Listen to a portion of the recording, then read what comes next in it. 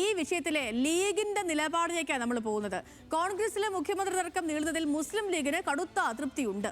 ജനവികാരം മാനിക്കാതെ വരികയാണെങ്കിൽ തിരിച്ചടിയാകുമെന്നാണ് ലീഗിന്റെ വിമർശനം. ലീഗിന്റെ പ്രതിഷേധം.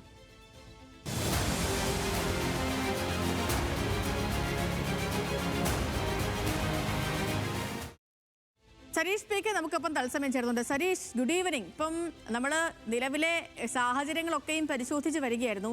ഇതിലിനി ഘടകകക്ഷികൾക്ക് വലിയ ശബ്ദമുണ്ട് ഈ ഒരു മന്ത്രിസഭ വരുന്നതിൽ, പ്രത്യേകിച്ച് ലീഗിന്റെ നിലപാട് അവർ പരസ്യമാക്കി കഴിഞ്ഞു. അത് VDSനൊപ്പം നിൽക്കുന്ന നിലപാടാണ്. KC വേണുഗോപാലിനെ പിന്തുണയ്ക്കുന്നവർക്കെതിരെ വിമർശനം ശക്തമാക്കുന്നുണ്ട് ലീഗ്. ഇപ്പോൾ ചർച്ചകളിലൊക്കെ ഇന്ന് ഡൽഹിയിൽ നിന്നൊരു തീരുമാനം വരുമെന്നാണ് കുറച്ചു മുൻപ് ശരത്ലാൽ നമ്മളോട് പറഞ്ഞത്. അപ്പോൾ അങ്ങനെയാണ് ഇപ്പോൾ VD സതീശൻ അല്ല KCയിലേക്ക് ഈ നറുക്ക് പോകുന്നു, അതല്ലെങ്കിൽ ചെന്നിത്തലയിലേക്കൊക്കെ ഈ നറുക്ക് പോയാൽ ലീഗ് എടുക്കുന്ന നിലപാട് വളരെ നിർണായകമാകില്ലേ? ഓരോ ഘട്ടത്തിലും കൃത്യമായി രാഷ്ട്രീയം അവലോകനം ചെയ്യുകയും അതിനനുസരിച്ച് തീരുമാനമെടുക്കുകയും അത് ജനഹിതമാണ് എന്ന് കൃത്യമായി ബോധ്യപ്പെടുത്തുകയും ചെയ്യുന്ന പാർട്ടിയാണ് മുസ്ലിം ലീഗ്. കഴിഞ്ഞ കാലഘട്ടങ്ങളിലൊക്കെ ഓരോ ഘട്ടത്തിലും നമ്മളത് കണ്ടിട്ടുള്ളതാണ്. അതുകൊണ്ട് തന്നെയാണ് ഇത്തവണയും കൃത്യമായി VD സതീശനൊപ്പം നിൽക്കാൻ ലീഗ് നേതൃത്വം തീരുമാനിച്ചത്. കോഴിക്കോട് ചേർന്ന യോഗത്തിൽ തന്നെയായിരുന്നു VD സതീശനെ പിന്തുണയ്ക്കണം, അത് പരസ്യമായല്ല. അതായത് കോൺഗ്രസിനുള്ളിൽ തന്നെ ഈ ആരാവണം മുഖ്യമന്ത്രി എന്ന ചർച്ച വന്നപ്പോഴൊക്കെ നിലപാട് സ്വീകരിച്ചത് ലീഗ് VD സതീശന് അനുകൂലമായിരുന്നു.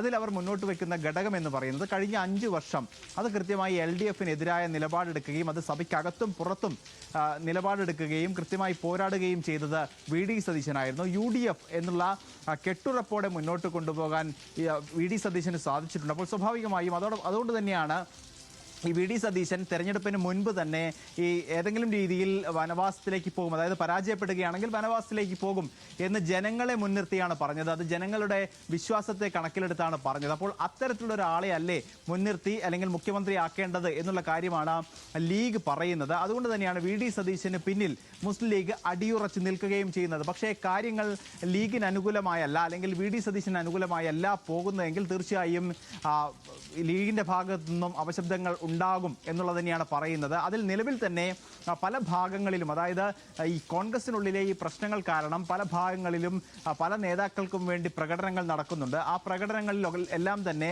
കോൺഗ്രസ് പ്രവർത്തകർക്കൊപ്പം തന്നെ ലീഗ് നേതൃത്വവും അല്ലെങ്കിൽ ലീഗിന്റെ പ്രാദേശിക നേതാക്കൾ ഉൾപ്പെടെയുള്ളവർ പങ്കെടുക്കുന്നൊരു സാഹചര്യമുണ്ട്.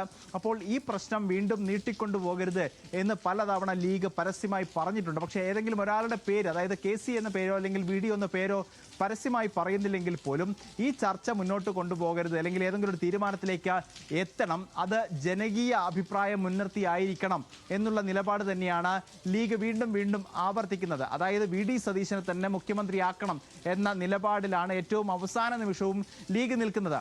അതിന് വിരുദ്ധമായി ഏതെങ്കിലും രീതിയിൽ KC വേണുഗോപാലിലേക്ക് കാര്യങ്ങൾ എത്തുകയാണെങ്കിൽ സ്വാഭാവികമായും തങ്ങളുടെ അഭിപ്രായം അവിടെ രേഖപ്പെടുത്തും എന്നുള്ളത് തന്നെയാണ് അല്പസമയം ലീഗ് നേതൃത്വവും പറഞ്ഞിട്ടുള്ളത്. ആദ്യം പറഞ്ഞിരുന്നത് കോൺഗ്രസ് ആണ് കാര്യങ്ങൾ തീരുമാനിക്കുന്നത്, തങ്ങളുടെ അഭിപ്രായങ്ങൾ ചോദിക്കുകയാണെങ്കിൽ ആ സമയത്ത് പറയാം എന്നുള്ളതായിരുന്നു ആദ്യഘട്ടത്തിൽ തങ്ങളും അതോടൊപ്പം തന്നെ PK കുഞ്ഞാലിക്കുട്ടിയും തീരുമാനിച്ചിരുന്നതും പറഞ്ഞിരുന്നതും. പിന്നീട് AICC നിരീക്ഷകർ കേരളത്തിലേക്ക് എത്തുന്നു, ഘടകകക്ഷികളുമായി കൂടിയാലോചനകൾ നടത്തുന്നു. ആ ഘടകകക്ഷികളുമായി നടത്തിയ കൂടിയാലോചനയ്ക്ക് കൃത്യമായി VD സതീശന് അനുകൂലമായൊരു നിലപാട് ലീഗിന്റെ ഭാഗത്തു നിന്നും ഉണ്ടായിരുന്നു. അത് കൃത്യമായി പറയുകയും ചെയ്തു. പക്ഷേ ആ നിലപാടല്ല വീണ്ടും പുറത്തു വരുന്നതെങ്കിൽ അല്ലെങ്കിൽ അനുകൂലമായൊരു നിലപാടല്ല പുറത്തു വരുന്നതെങ്കിൽ സ്വാഭാവികമായും നിലവിലെ സാഹചര്യം വരുമെന്നാണ് അറിയുന്നത്. അതിൽ ലീഗ് എടുക്കുന്ന നിലപാടും ഏറെ നിർണായകമായി തീരും.